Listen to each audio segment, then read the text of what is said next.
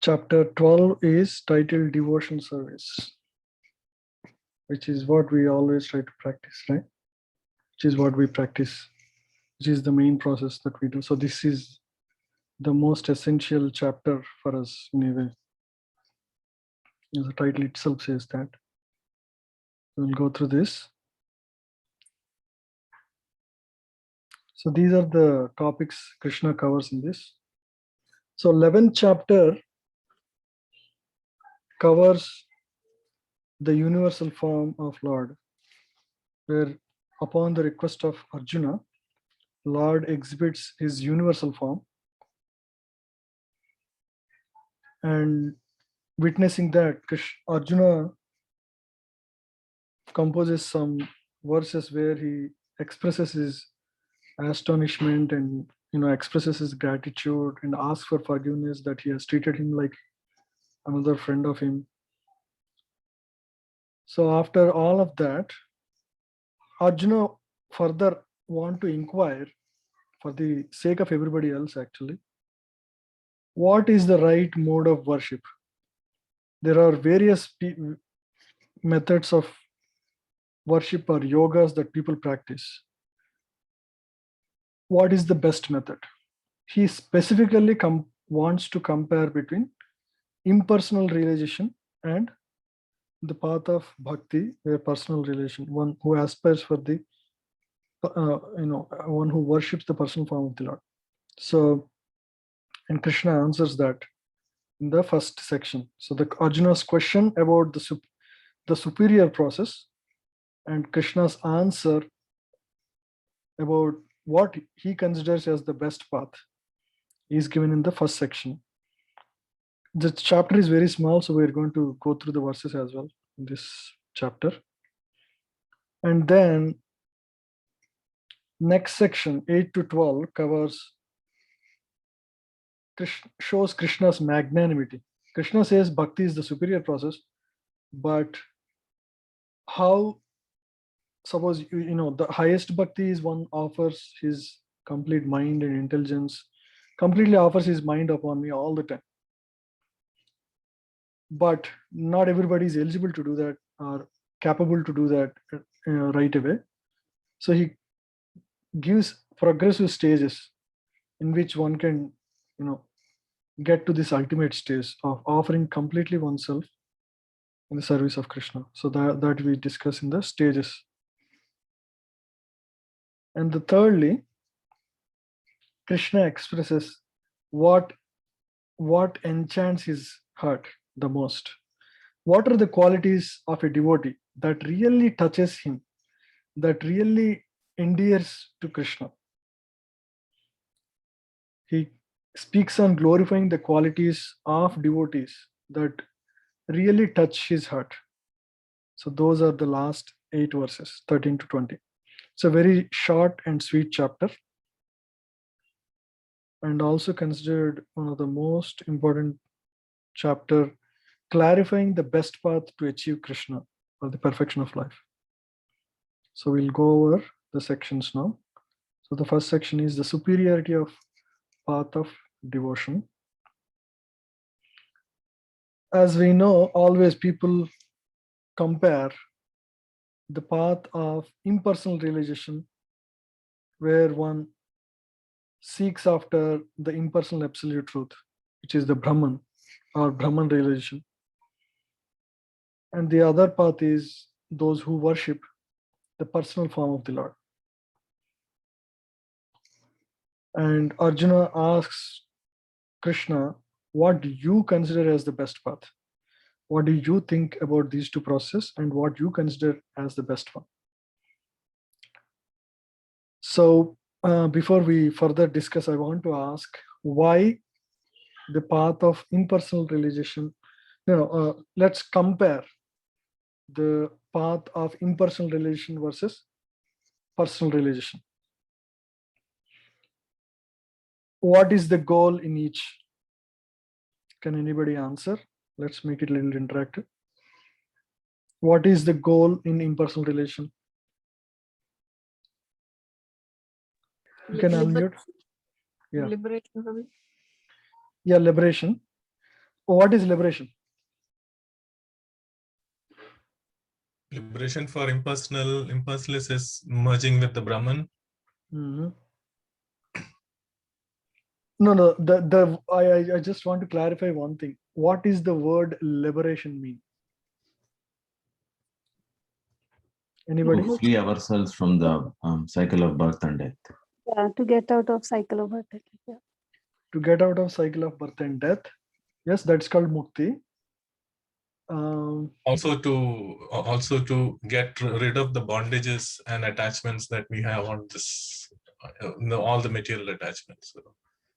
To get rid of the bondages And material attachments. Yes, I think that is closer. Yeah. So basically, getting rid of material desires, Prabhuji. Material desires, that happens, that's a result. Be free from material miseries. Free from material miseries. That's also kind of result. So transcendental to the modes of yes, passion. that's the answer. Yeah. So one who becomes transcendental to the modes of nature, that is the literal meaning of liberation. Liberation means he is not influenced by the modes of nature. Naturally, duality won't be experienced by such person. Dualities means the heat and cold, happiness, misery. These are dualities of this world. That's the nature of this world. This world keeps on presenting this as long as you are acting under the modes of nature. So when you get liberated, liberation or mukti literally means you are not under the influence of the modes of nature. Yeah, that's what I wanted to answer. Now the next question is, so both are seeking after a goal, and I am asking what is the goal? The goal in impersonal realization is, what is the goal? What are they trying to achieve? So the goal in impersonal realization is like you wanted, for example, I want something, like I want to be liberated from these modes, but in devotional service, I want to satisfy Krishna, or I want to please Krishna. Yeah, that's true. So the goal in the impersonal relation is focused on getting rid of material suffering. So they understand, they accept that dualities exist in this world, and I keep on undergoing that as long as I continue to exist in this material existence. As long as I appear in this world, I have to go through these dualities, and I don't want it. So that is the goal. So they understand that the goal is to merge into Brahman. Is mainly I have to get rid of this material existence. That is the goal. So they focus on getting out of the suffering. And the goal of bhakti is actually pleasing Krishna. So it is like, okay, house is under fire, I need to get out of the house. That is the that is the goal in impersonal liberation. But personal relation is about, I need to get to that beautiful palace there. See, it's a little distant goal. You see, there is a are you all getting? So the problem is focused on where we suffer in this case of impersonal realization. The focus is on where we suffer right now. In the case of bhakti, the goal is to the right destination. So the goal also focuses on the right destination, right? To worship Krishna and to actually go back and serve him. That is the goal. Yeah, in impersonal realization, there is no concept of service after the liberation. Yeah. So because the goal itself is to get rid of the suffering. So liberation is the only goal. Mukti is the only goal. Mukti means just get rid of the problems. Mukti literally means I want to get out of the situation. I am in a situation which is bad. I need to get out of it. So the focus is on the, suppose I got a health problem and I can't move. Actually, that example is in the next. Yeah. Suppose somebody has arthritis. You know arthritis, right? Arthritis is a condition where a person's bones are stiffy and he can't easily move. So movement causes pain to such a person. So what is his goal in that case? That pain should go away. Yeah, the pain should go away. And so what he would do is just, I want to just sit down so that I don't go through pain. Yeah. But is that the natural condition of the person? If suppose he gets rid of the problem, does he want to sit down after that? No. No, yeah. So that's not natural condition. So mukti is also like that. A person who is seeking after mukti is only focused on getting rid of the current problem, which is dualities of existence, material existence. Dualities of material existence are causing me pain, so I want to get rid of it. But he doesn't consider the ultimate goal of life, which is to actually have devotion, service, or loving relationship with Lord. Is it making sense? So it's like getting freedom from this material bondage, but they don't know what to do with that freedom. Yes. So their focus is, the goal is very, it's not a long-sighted, it's short-sighted goal. I am suffering, so I need to get rid of it. That's the only goal they have. So that is like beginning of bhakti. In bhakti, it is mentioned that one who practices bhakti is already liberated. They say. He's as good as liberated, because the when you are practicing, like at the time of when you are Krishna conscious, at the time of chanting or you're performing, that is the condition where you're already liberated. The pleasure potency which is experienced by the devotee is missing with the people who are aiming for impersonal Brahman. Is that statement right? Yeah, that is also true. Pleasure experienced in devotion is considered thousands of times more. It is like, suppose a person is sick. Okay, he got rid of the problem, but he still, his goal is to get rid of the problem, but his goal is not to go and stay in his home and talk to his family, right? So his focus and goal was to get rid of the problem. That's all. But he does not consider what is the positive side. It's like negative axis. Material existence is like negative axis. 0 degree is the impersonal liberation, and bhakti is the positive axis. Do the impersonalists feel that they are missing what the devotees who are performing devotional service have? Is that realization there in that? Yeah, it comes, but much late.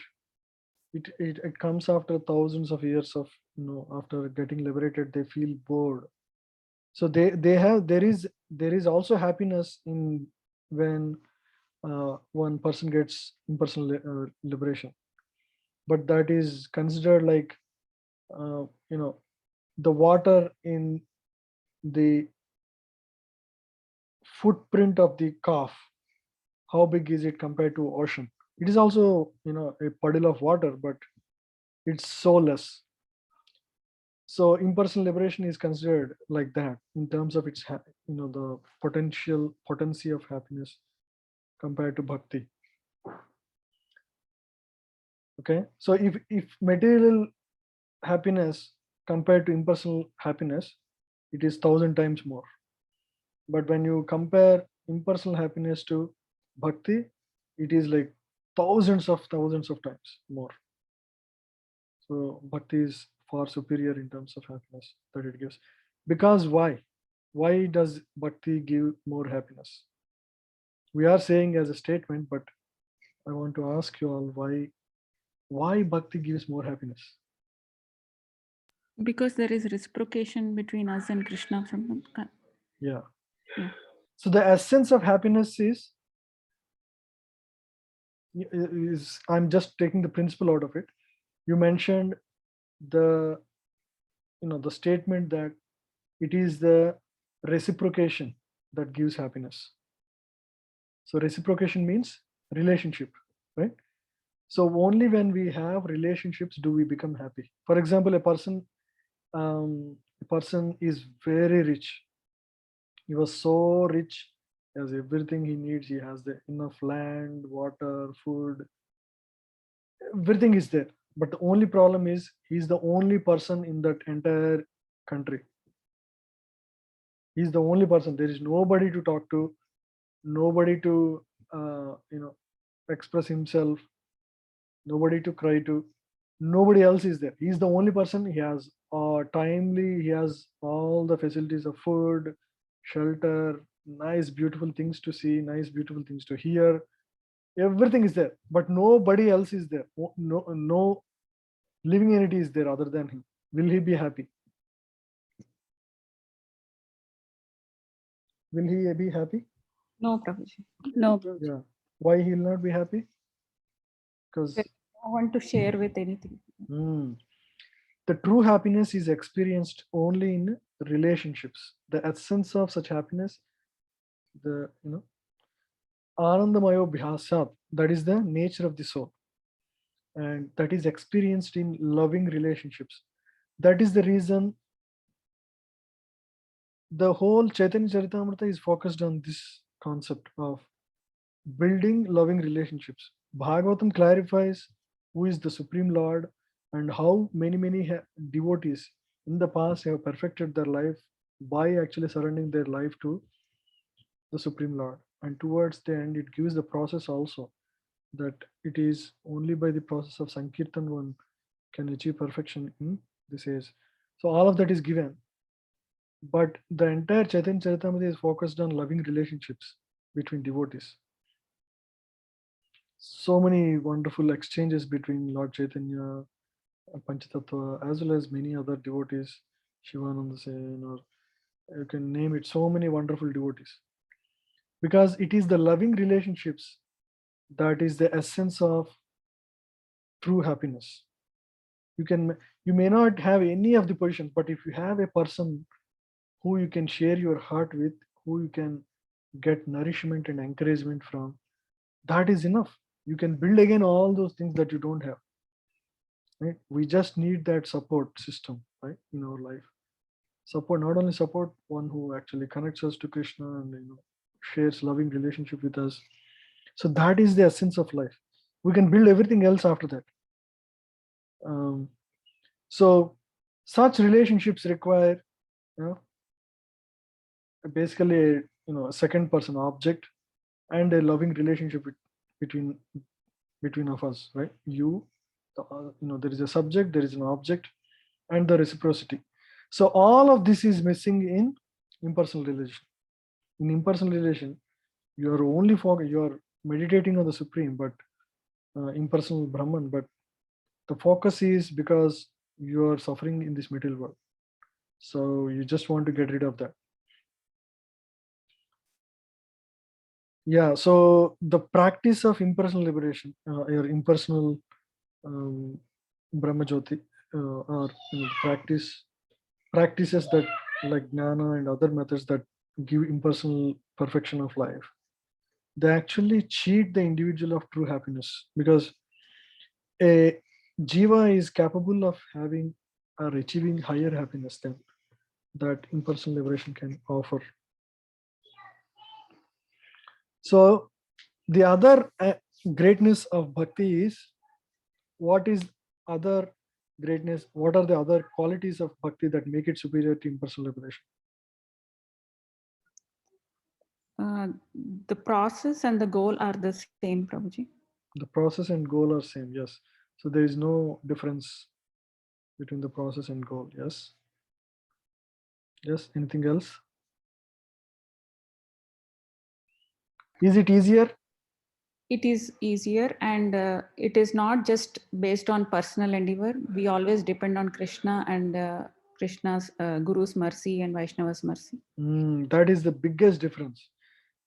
That makes it far more superior to other processes, because Krishna's help is available at every step in Bhakti Yoga. If you take any other process, it is completely dependent on individuals efforts.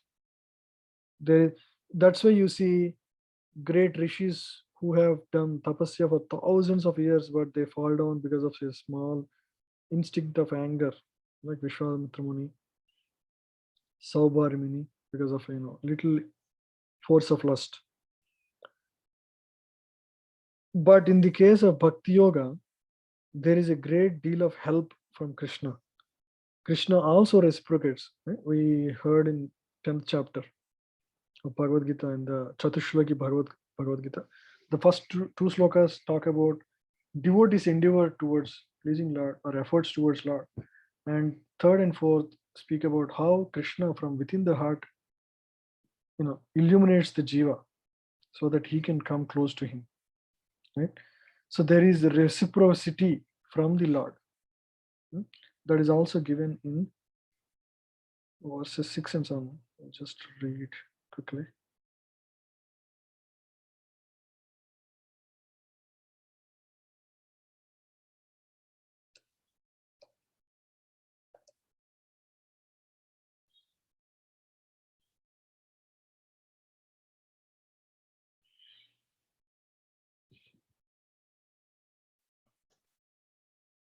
Can anyone read this?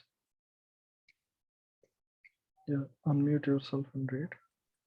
But those who worship me, giving up all their activities unto me and being devoted to me without deviation, engaged in devotional service and always meditating upon me, having fixed their minds upon me, O son of Pritha, for them I am the swift deliverer from the ocean of birth and death.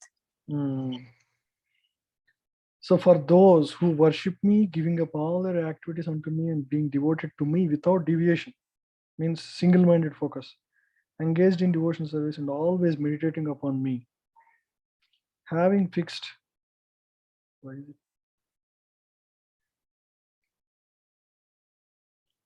their minds upon me, O son of Pritha, for them I am the swift deliverer from the ocean of birth and death. So this shows the magnanimity and reciprocity of the Lord.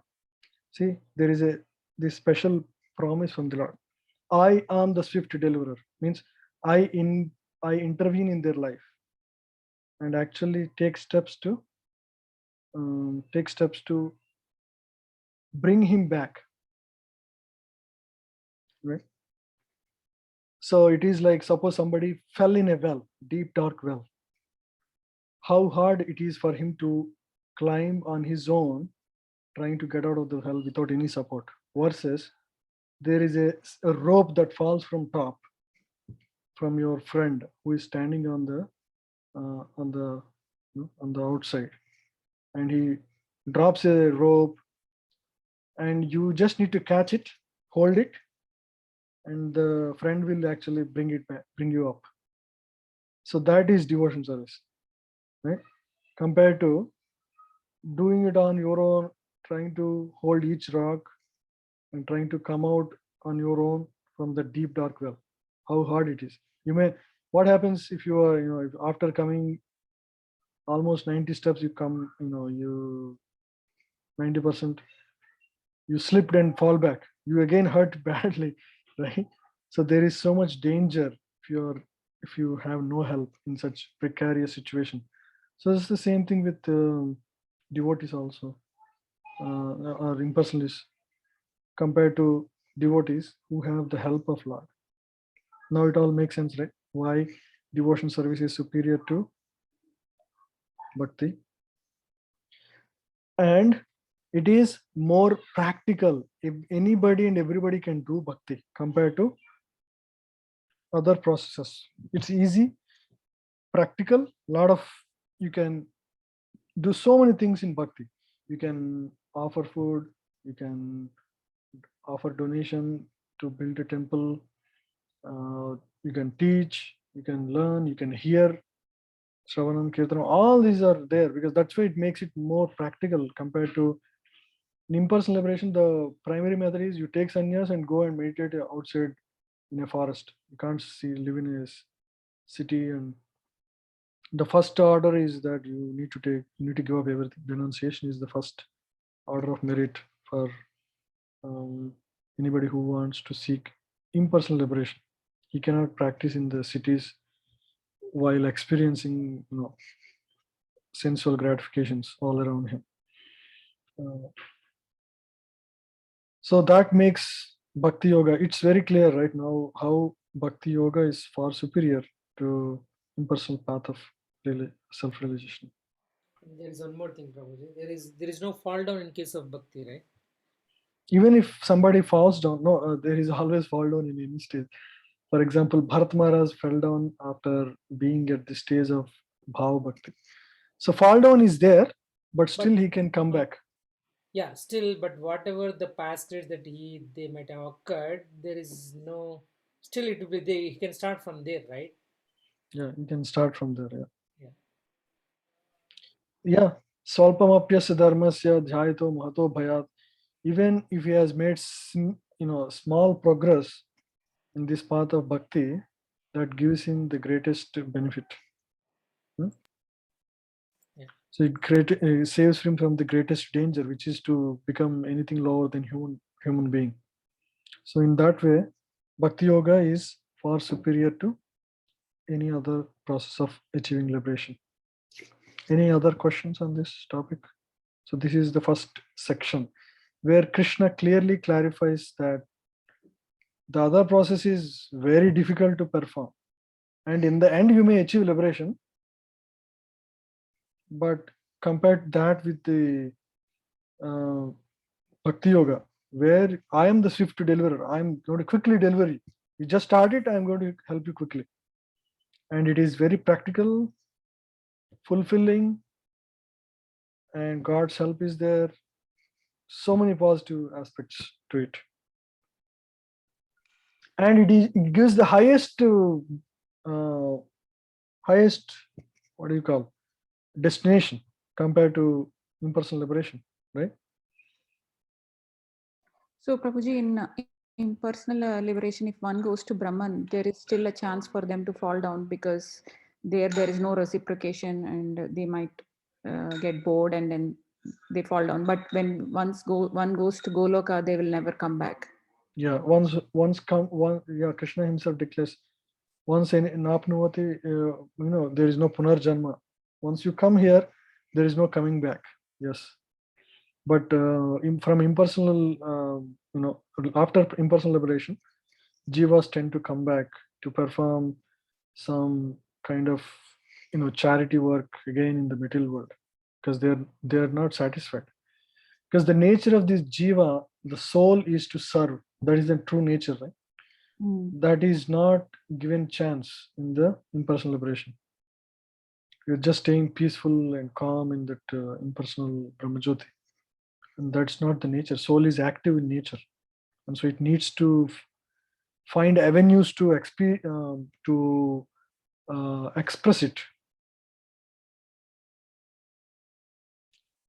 Is there anything else? How does one become impersonalist, bro? How does one become impersonalist? Yeah, I mean, everybody has their own choice on what kind of path they want to take in terms of spiritual realization, right? So how does one get attracted to such path? Yeah, I mean, some people feel that attraction towards that impersonal liberation naturally. That's how they are inclined from their previous vasanas and previous practices and previous associations.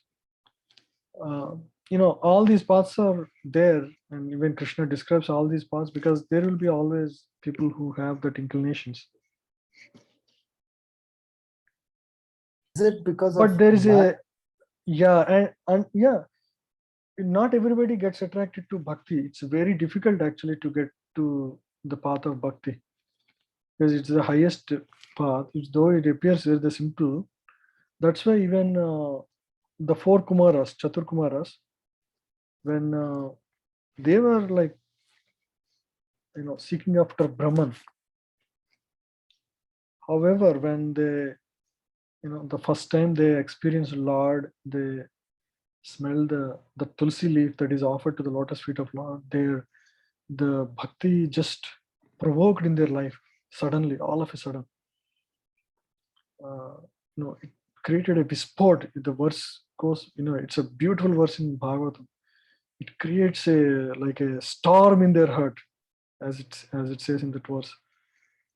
So it is the causeless mercy that gives devotion to any person. It's not for anybody. It's very logical to get attracted to impersonal Brahmajyoti, because in the material world, any jiva that exists, the best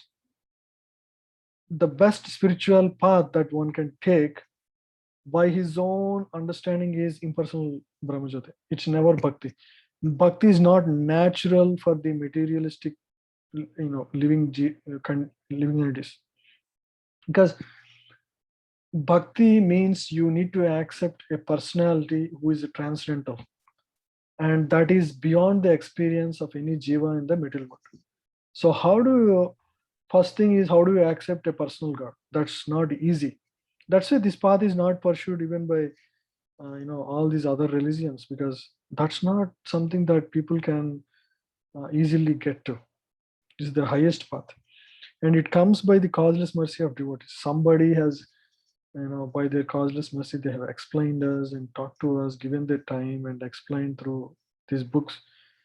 And so now we are convinced, but it's not in the beginning. It's not natural for the materialistic jiva to accept personal form of Lord. Does it make sense? Yes, bro. Yeah. So Prabhuji, is Sadguru also considered to be impersonalist, right, Prabhu?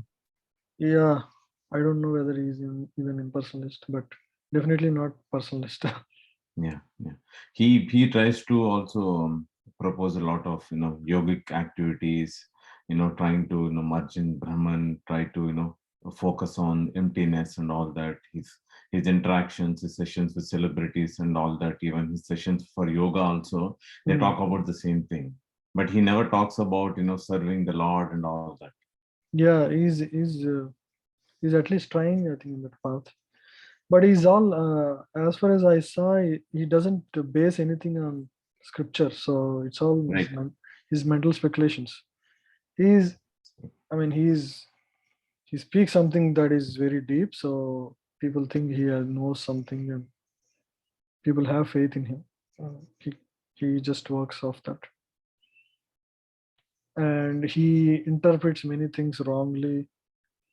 Recently, one devotee has clarified his understanding about Krishna's pastimes. Yeah, because he has his own ideas which are not backed by scripture. At least some devotee, he actually clarified those things. Okay. He worships Lord Shiva, Prabhuji, right?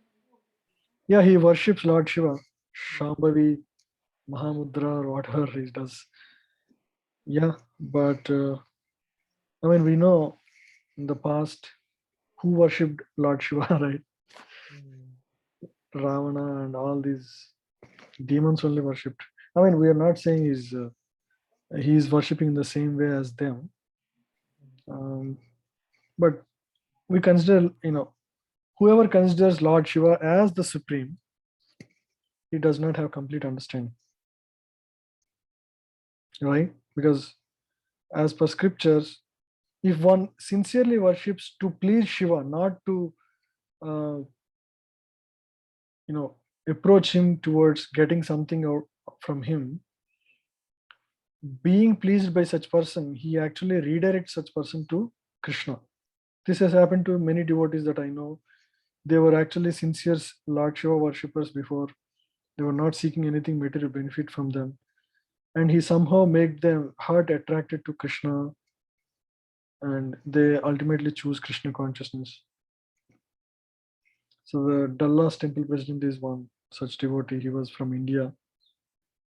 He was a staunch Lord Shiva worshipper. He used to come even in his dreams, it seems, Lord Shiva, when he was young. But he wasn't asking for anything. He just wants to please Lord Shiva. And he actually directed him to go to this temple, ISKCON temple, and take the association of devotees. So in that way, he changed his life, Lord Shiva. So that's how it works. Okay.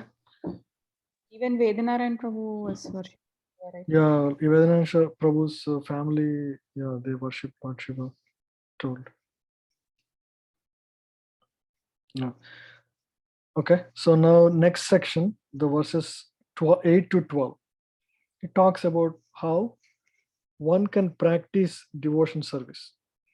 Now Krishna clarified in the first section, compared with impersonal liberation, he clarified that bhakti is the superior process, the best process. Now after giving that conclusion, he needs to clarify what it means to practice bhakti.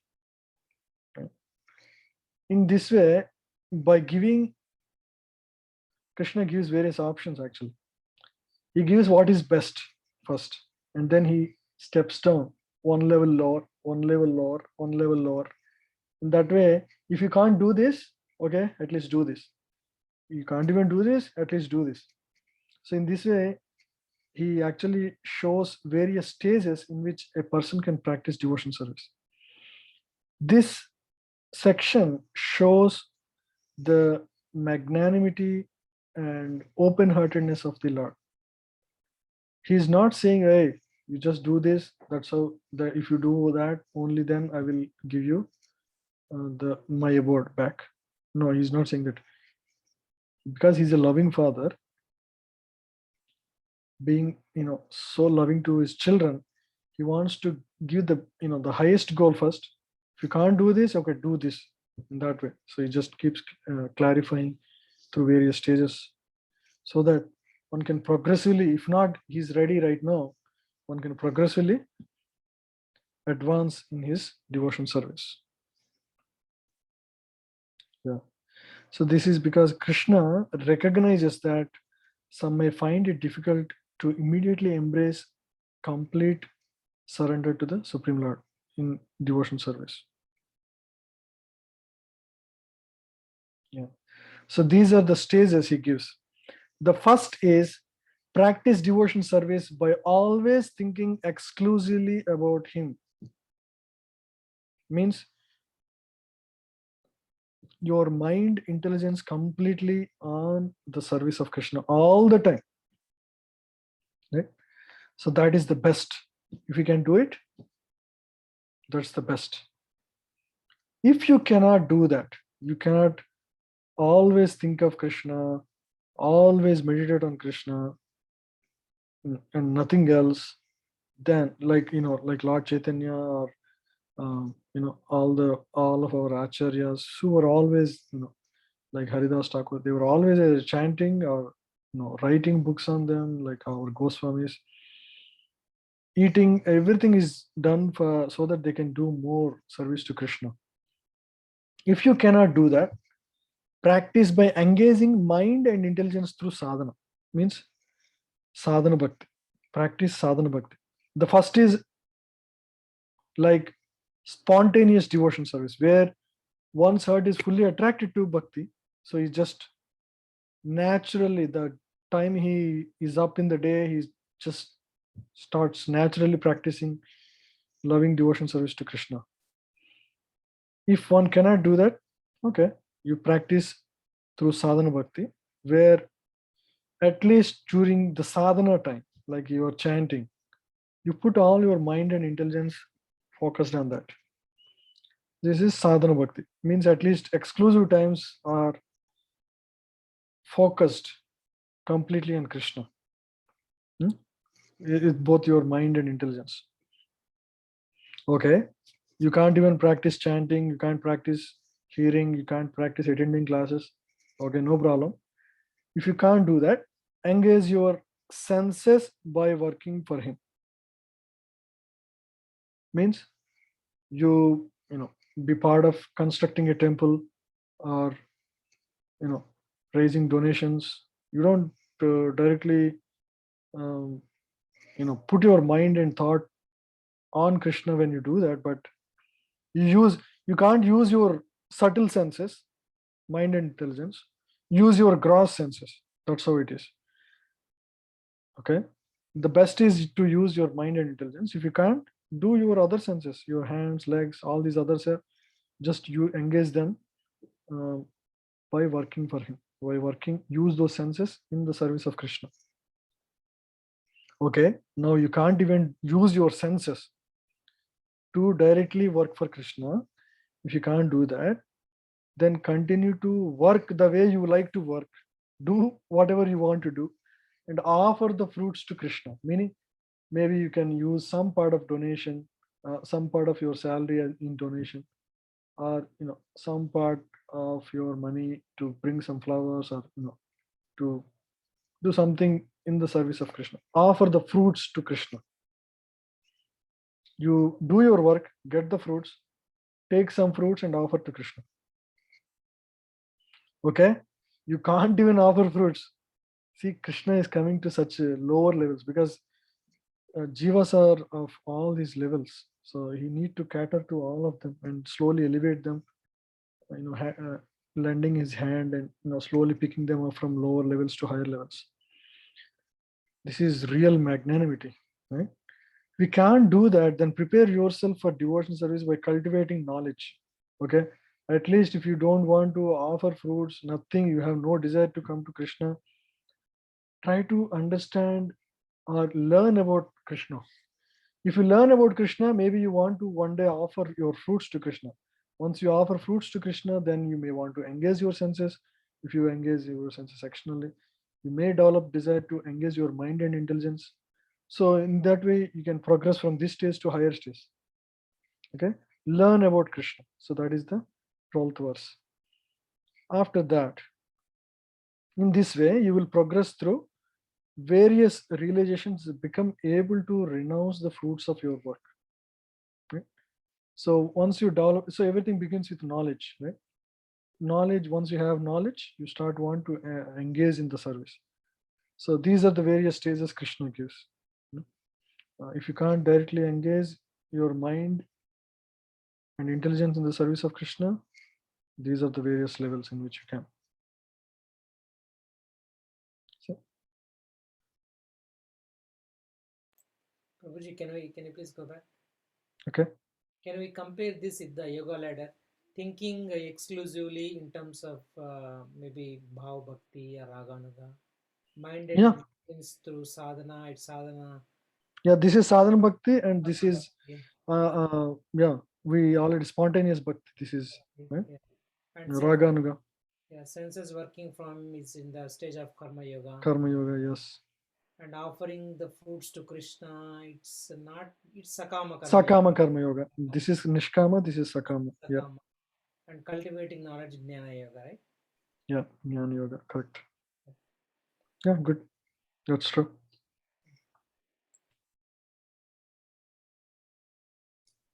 Hare Krishna, Prabhu, I have a question in the previous slide. Prabhu, are these the levels of progression, or if you do any one of these things, you can go back to Krishna?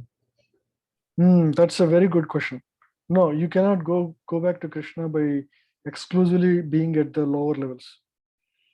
You need to come to this level to go back to Krishna. You cannot be just a sadhana bhakta entire your life and go back to Krishna. Thank you. Yeah, you need to purify your mind. You need to be qualified, basically.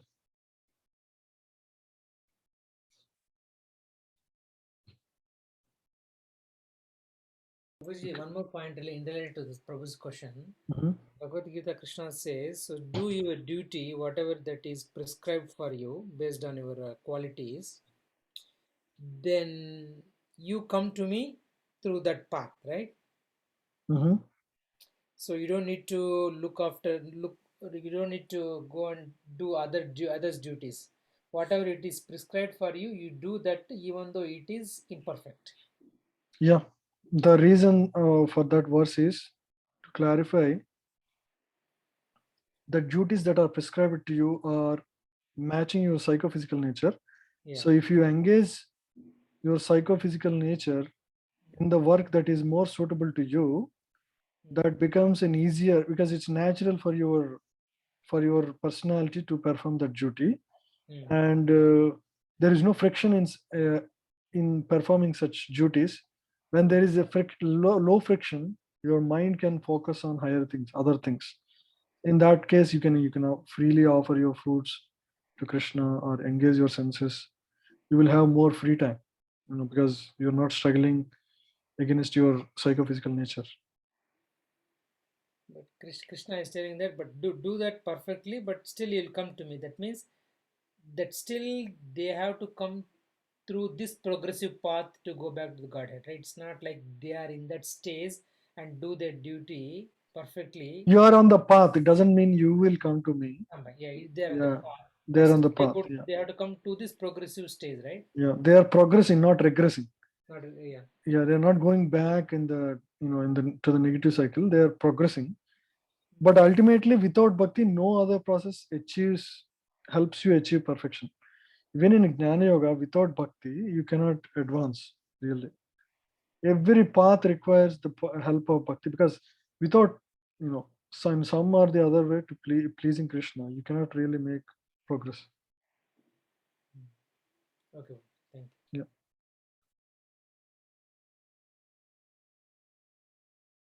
Now the last section. It's a very small chapter.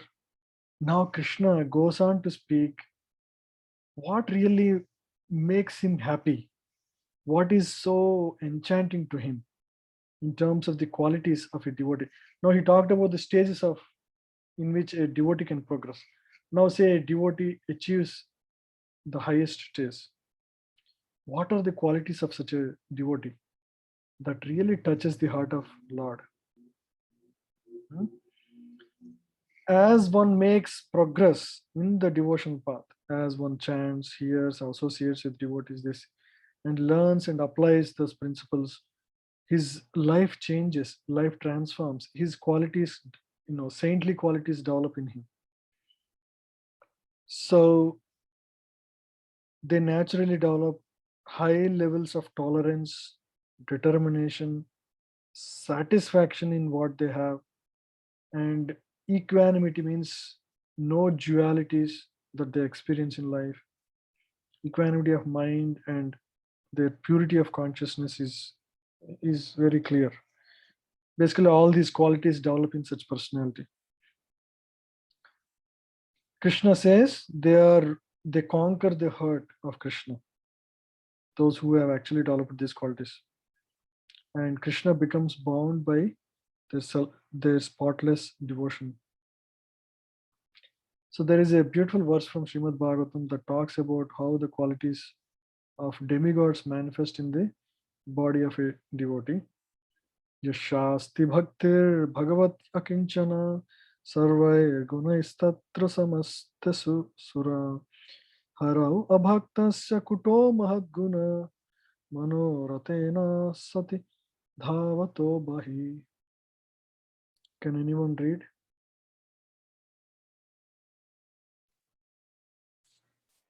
All the demigods and their exalted qualities, such as religion, knowledge, and renunciation, become manifest in the body of one who has developed unalloyed devotion for the Supreme Personality of Godhead, Vasudeva.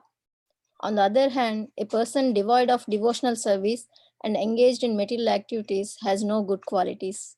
Even if he is adept at the practice of mystic yoga or the honest endeavor of maintaining his family and relatives, he must be driven by his own mental speculations and must engage in the service of the Lord's external energy. How can there be any good qualities in such a man? So he is always on Manoratha. Manoratha means Ratha. Ratha means a chariot. He always moves on the chariot of mind. A person who may be good at many other things. He may be adept at practice of mystic yoga, honestly maintains his families, and all these things are there, but there is no bhakti in such person. So he's, Krishna says there is no good, that's not a good quality. There are no good qualities in such person. On the other hand, all the good qualities of demigods, like religion, knowledge, and renunciation, they all manifest in the body of one who has developed bhakti for Supreme Lord, Vasudeva. So it's a very stunning verse. The qualities of devotee compared to materialist or impersonalist. So these are the key points in these verses that Krishna says these are the qualities of devotees that really endear to him. If anybody asks what are the qualities of devotees, this is the section you should refer. If anybody asks who is a devotee, that is also answered. And what are the qualities of such a devotee? A devotee never retaliates or envies anyone. He tries to help everyone as he has no false ego or possessiveness. He wants to help everybody. Even if someone causes distress, he remains equipoised, equanimity. We discussed that. And forgives him because he is internally satisfied in connection with Krishna. How is he able to do all of this? Because of his strong connection with Krishna from in his inside. So because he chants and prepares every day, he reinforces his connection with Krishna, he gets the ability to face the situations of, he gets inoculated so that he can face the dualities of the world, right? So the dualities of the world are like infections that exist in the outside world. And every day devotee, by chanting, by hearing, by praying, by worshipping, he develops that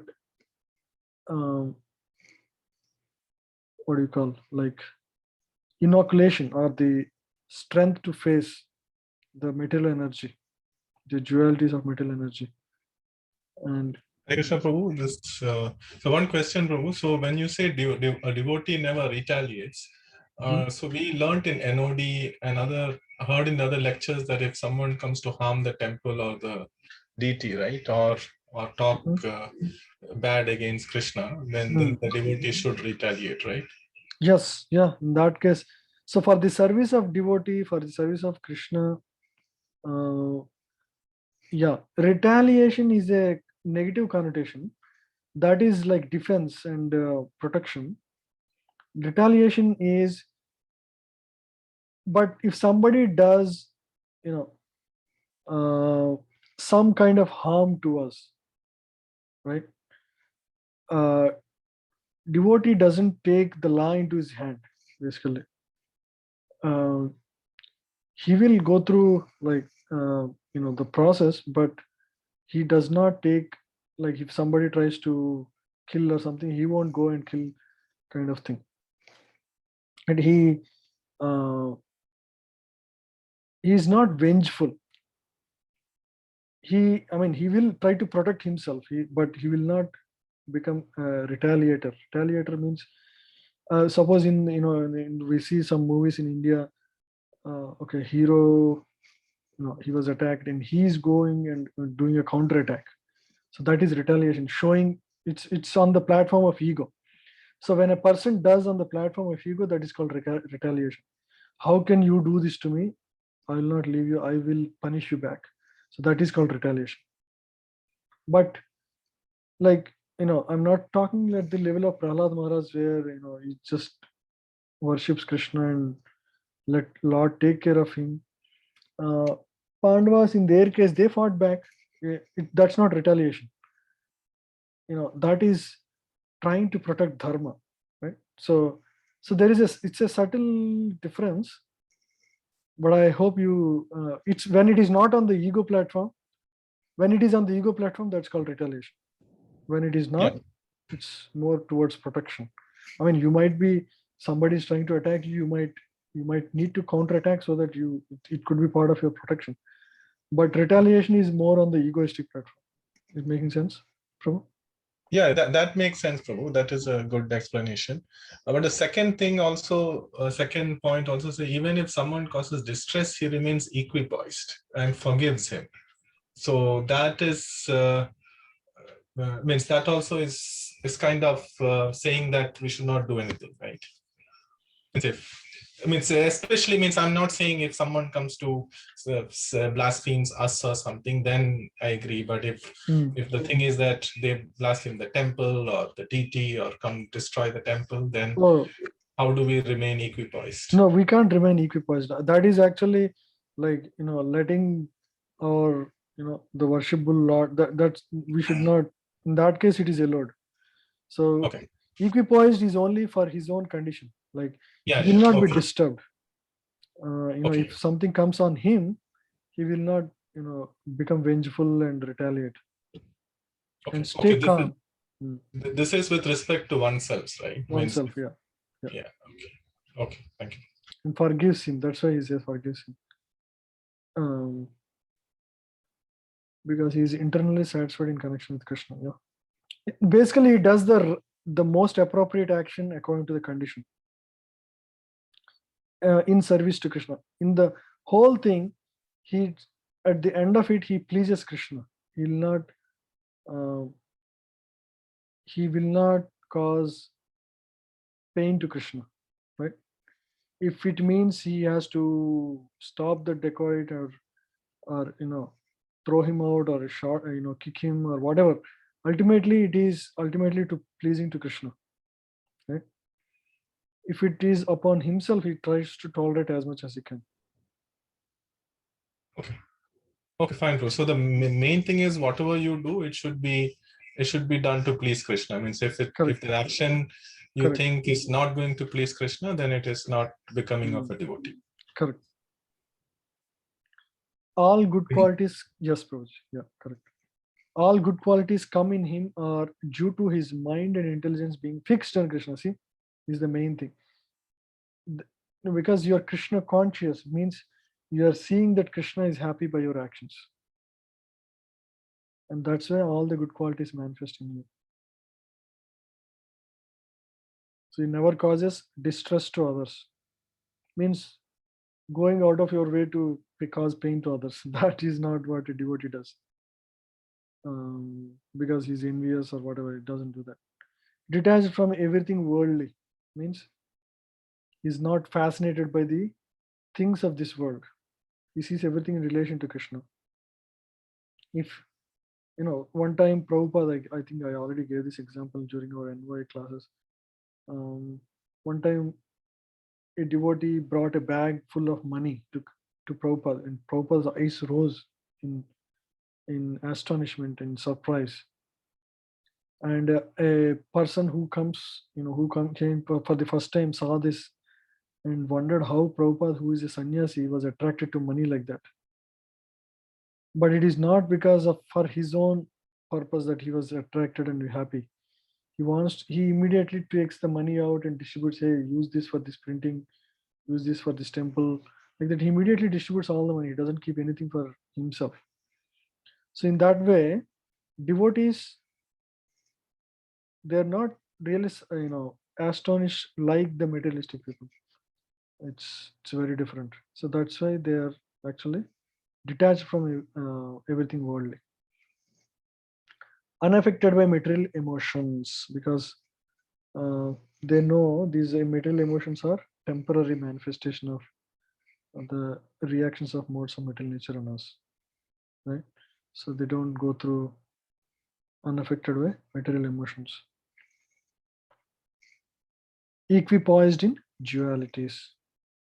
These qualities make one dear to Krishna, and dearest of all is one who makes Krishna the goal of his life. If one makes Krishna as the goal of his life, that is the person who is the most dear to Krishna, as stated in the last verse.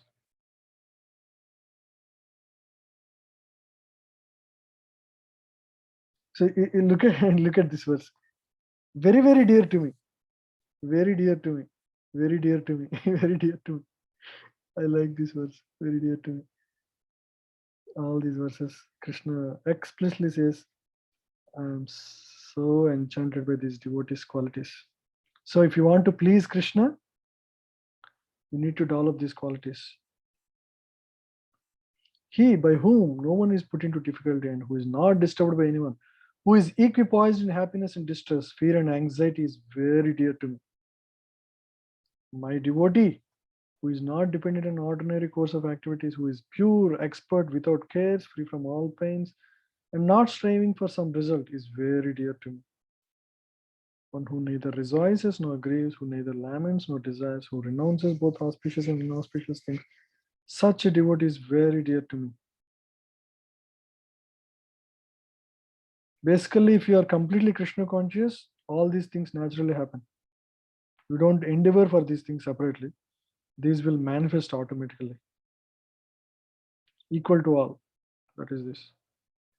Those who follow this impartial path of devotional service and who completely engage themselves with faith, making me the supreme goal, this is the key point, are very, very dear to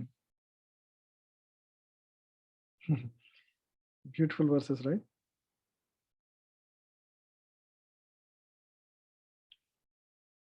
Yeah, so kind of done, I think.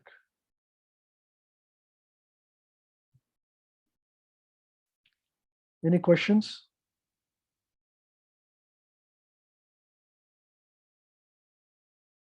Haribol, any questions on this? If nothing, Prabhuji, all these qualities that you mentioned, do they manifest only when you get to the bhava stage, or do they manifest even while you are in sadhana stage? yeah, they'll start slowly changing you yourself. You know, it's a continuous process. As you start sadhana, some of these, every year there will be some progress. You know, sometimes there could be regression also, but on the overall trend, it is up generally as you keep practicing, because chanting will have some effect, but it will have more effect based on how well we do and how we relate to devotees, how we engage in our services. Based on all these things, the qualities will slowly manifest over a period of time. Thank you, Prabhuji. Yeah. Any other questions? It's a very small chapter, but very beautiful. So in the first section, Krishna clarified that Arjuna asked about the most important or the best path to achieve the perfection of life. Krishna compares about impersonal path and the path of devotion, and explains how path of devotion is the highest. After clarifying the highest path, he talks about how one can achieve that path, the perfection in that path, by giving the various stages that one can go through. He first proposes the highest stage, which is to offer one's mind and intelligence in the service of Krishna. If you cannot do that, then he goes on, at least, the first stage is spontaneous devotion service. Second is sadhana bhakti. If you can't do even sadhana bhakti, engage in karma, actions, use your senses, and please me. Slowly that way you'll one day understand the higher truths. You can't engage your senses. Offer some fruits at least. Do whatever you want to do, but offer some fruits. That is sakama bhakti, sakama karma yoga. If you can't even do that, at least try to understand something about me, gain some knowledge. So in this way, Krishna was very magnanimous and gives the various paths, the stages in which one can progress towards the highest goal. After this, he talks about the qualities that endear him the most about a devotee, and he gives the various details. What qualities? The tolerance, equanimity, one who always keeps his mind on me. These are the ones who are the most very, very dear to me. So in this way, this chapter talks about the very key concepts, and it also shows the superiority of bhakti over every other process, right? Okay, so now each of you please go ahead and tell me one takeaway for you from this chapter. I'll ask each of you. Anandram Prabhu, you can start here.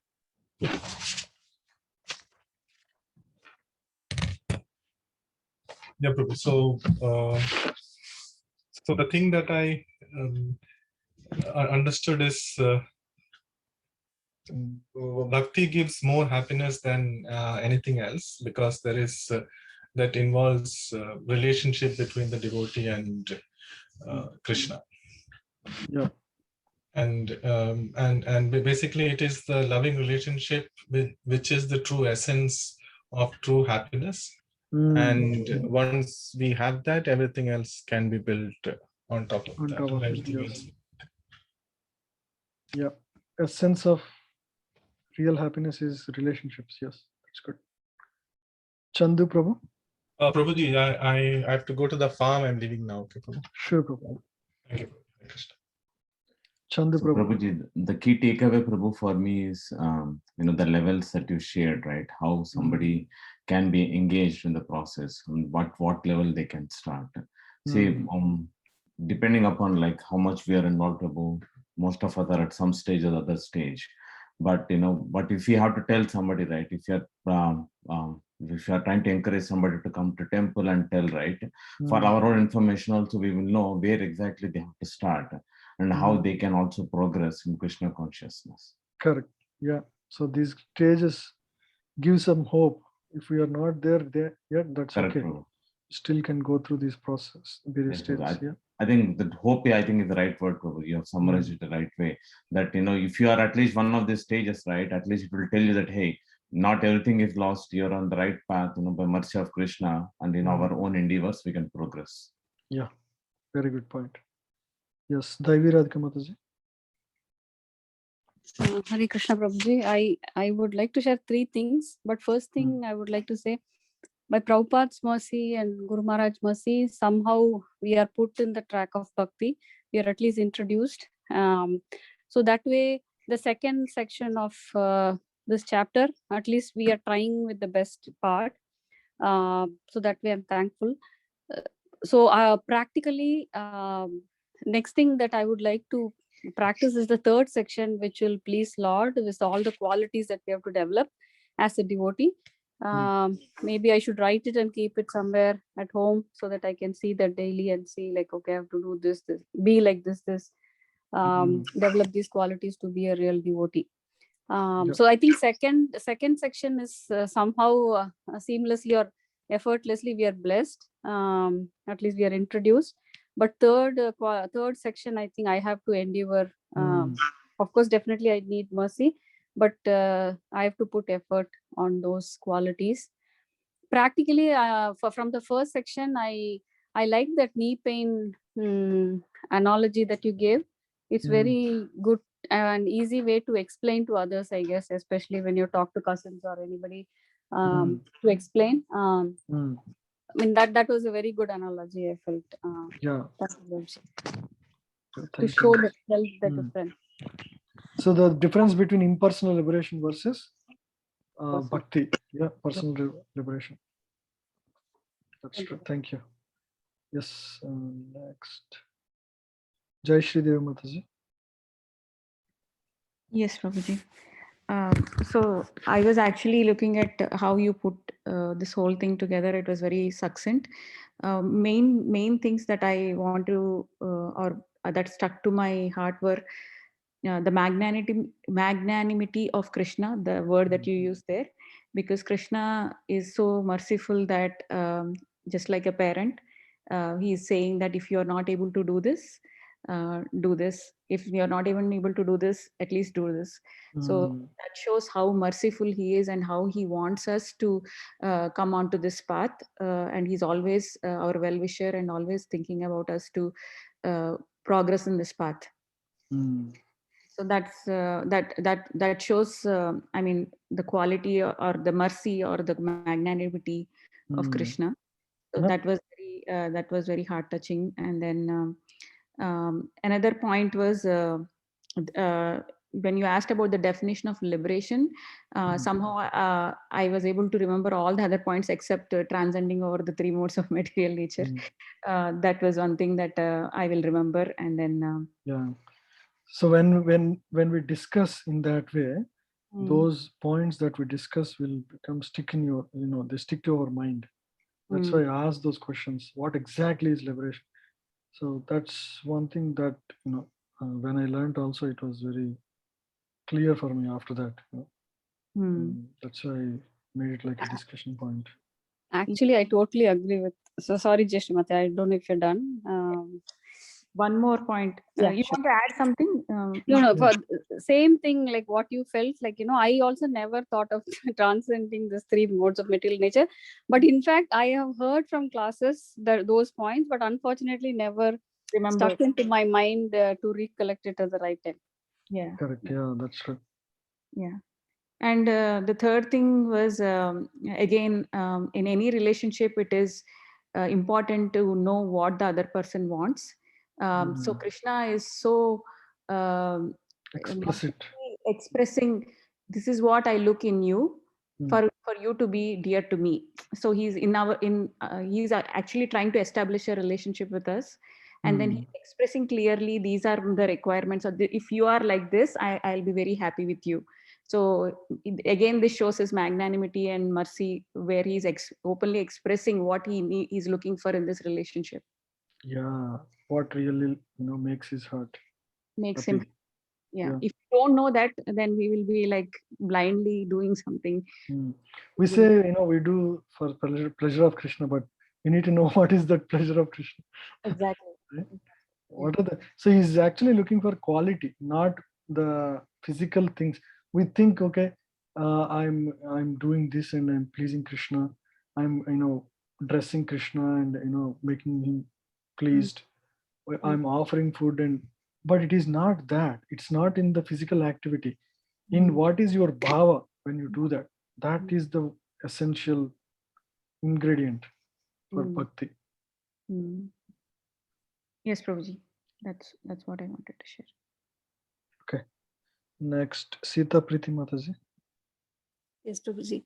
So my key takeaway is the second section, where you have divided them like the different levels, how we can move forward in the bhakti.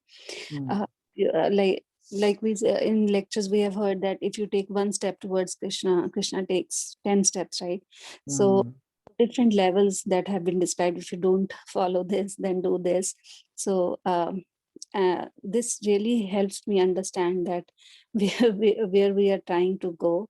And also the first in the first section, the analogy that you gave about arthritis. So wanted to share that experience. I have gone through that, and in 2019, so I had the same problem. And at that time, you feel that you just want to go away. This pain should go away somehow like that. The moment you ask, I was able to say that moment you feel that this pain somehow goes away, and you pain get is that. the main concern in the mind. Right. We think like somehow this pain should go away, and if required, I can just sit down and if that's what makes my pain stop bothering me, that's what I care to. Right. So that feeling of pain that you get that time, I can correlate myself with that, and it really helps me understand the concept. Also, the Prabhuji, last thing I want to say, this model that we are going through, the point wise, I can really connect myself with this model, and I'm really able to understand each and every chapter like this. So thank you for beautifully explaining all that in forms of presentation and all. Thank you, Mataji. I hope these presentations are helpful, and if you all if you have to teach anybody, this is the best way. If you want to share these chapters quickly, you can go through the audio and just use these presentations and share with your family or any new person. That way you become familiar. So I want to make this material such that in future many devotees can use this. I want to still improve. These are not, I don't think these are the best. I still can improve this.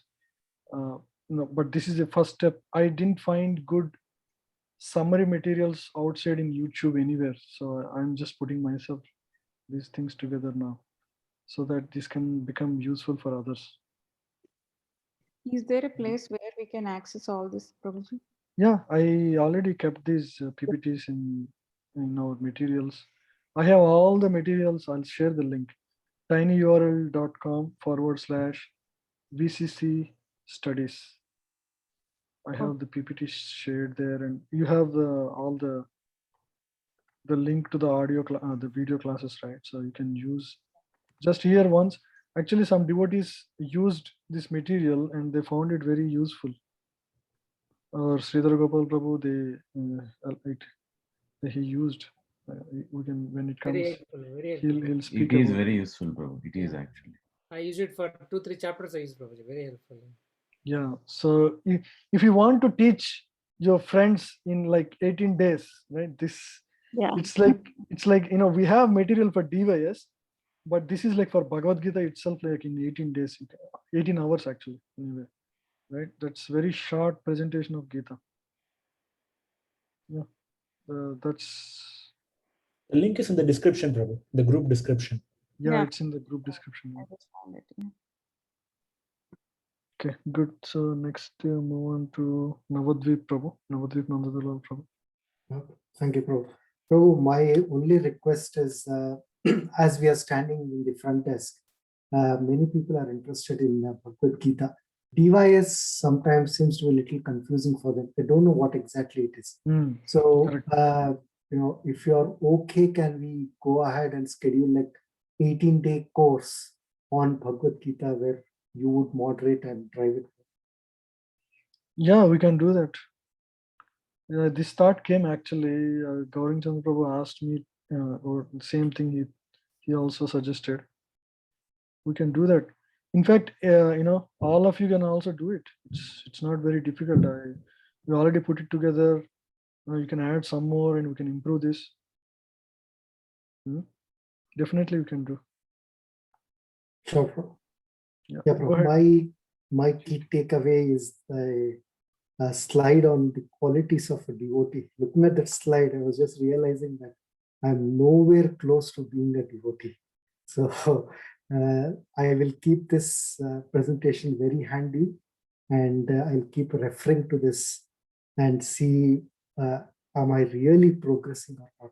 It's a fantastic slide, Prabhu. It's more like an eye-opener for me.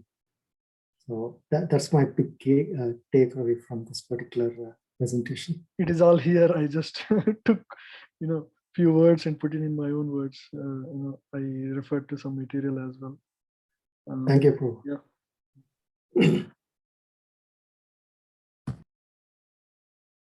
Yeah. Thank you. Sai Amrita. Nalini Mataji, Prabhu. Oh, Nalini Mataji. Okay. Her daughter's name. Okay, got it. I didn't I realize. couldn't change it, so That's okay, Mataji. Yeah, go ahead. So one point which I felt is qualities of devotees. So how to practice, we always keep thinking, like we always hear about how to practice, but qualities, once, as you mentioned, if we practice devotional service, we get all those qualities automatically, right? That's true. We don't need to, we can use these as a check. Where am I right now? And pray to Krishna to, make us a little better than where we are today. But the solution is in the practice of bhakti. Yeah. And also that should be the ultimate goal. You mentioned pleasing Krishna. That such a person is very, very dear to Krishna. Yeah. Krishna says in the last verse, one who makes Krishna the goal of his life is the dearest. So explicit. Yeah. Thank you much. Now, Sharvana Prabhu. Hare Krishna, Prabhu. Yeah, thanks for the wonderful explanation, Prabhu. So I think I can relate to all the verses easily. All glory to Srila Prabhupada. The groupings, Prabhu. Yeah. So I would like to add an analogy for the superiority of path of devotion, which I heard in another lecture. So it's like when we compare this impersonal liberation with the path of devotion, it's like a convict who is in a prison.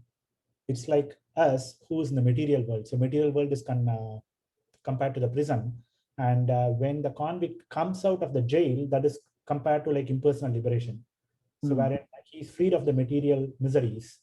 But then when the person who is released, he wants to have a real connection with the society, he needs to contribute to the society. Only then they will have a mutual, a relationship or feelings. So that is compared to the path of devotion. When he gets released from the prison, it's like impersonal liberation. So I thought I can add this, Prabhu, which I was able to easily relate to, probably. Yeah, that's a good point. Yeah. Thank you, Prabhu. Nice, Prabhu. Thank you.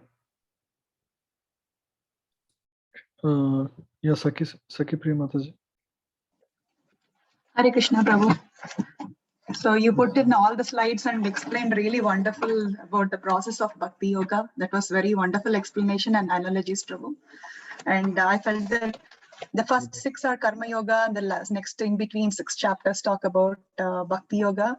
And the next is from the next chapter onwards, they're going to Jnana Yoga. And the devotional service is chapter 12. I felt that it's the cream of all the 6 chapters of the Bhakti Yoga. And we got the juice of and essence in a very nice way explained by you. It was very wonderful, Prabhu. And in the first section, you explained really well about the essence, like, the superiority of the path and bhakti. And in that, there was a point that it said about essence of our existence is to be happy. And the essence of such happiness can be experienced only with the loving relationships. So, and that can be done by approach to God through Bhakti Yoga it is like more practical and in the immediate term, and it's very fulfilling, and Krishna's help is available at every step. That point I really liked it, because we never have to struggle how to do this process of bhakti, because Krishna's help and instructions are given step by step in every part. So which is very easy for us to follow. So unlike other paths, like which is very difficult, it's like all speculations, and it's very difficult. Because I myself have experienced going through different process, like like the other process, like the Brahma Kumaris and all those things. It's very hard to get the hang of it, like how it is explained, what it is. We get deviated or bewildered, but in this process of bhakti, it's very difficult to get deviated. So it's like Krishna explains like how holding a baby, like, walking, and like, the other process, like, everything is explained very well. So that point I really liked it, Prabhu. And the second one is like, the and the next one is the qualities of a devotee that pleases Lord. So which is the ultimate thing for all of us to follow. So I'm going to really write it down, like, precisely in a small place in my phone, and I keep meditating on it. So that's my takeaway. And it was very wonderfully explained, Prabhu. Thank you. Thank you, Mataji. Thank you. Wonderful points you mentioned. By the way, one thing I want to add here is, like Mataji mentioned, in no other religion do we have such explanation of loving relationship with Lord. You see here the way Krishna is hugging a devotee. So in no other path to God, in no other religion, is there any path that is given such that one can love God and try to achieve Him through that love.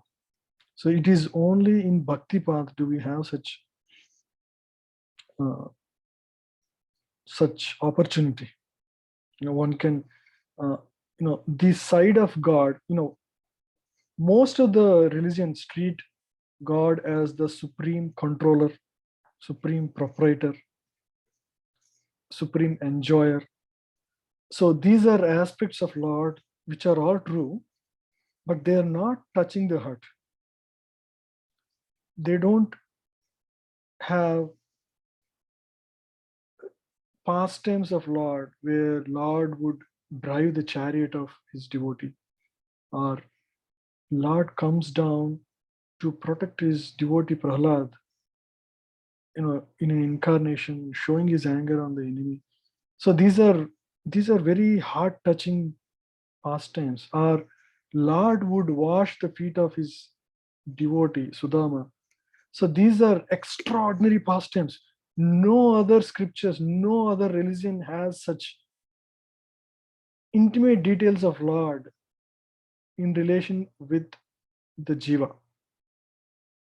So this path is extraordinary. People don't realize about the greatness of specifically the Madhurya Bhakti as given by Lord Chaitanya is extraordinary.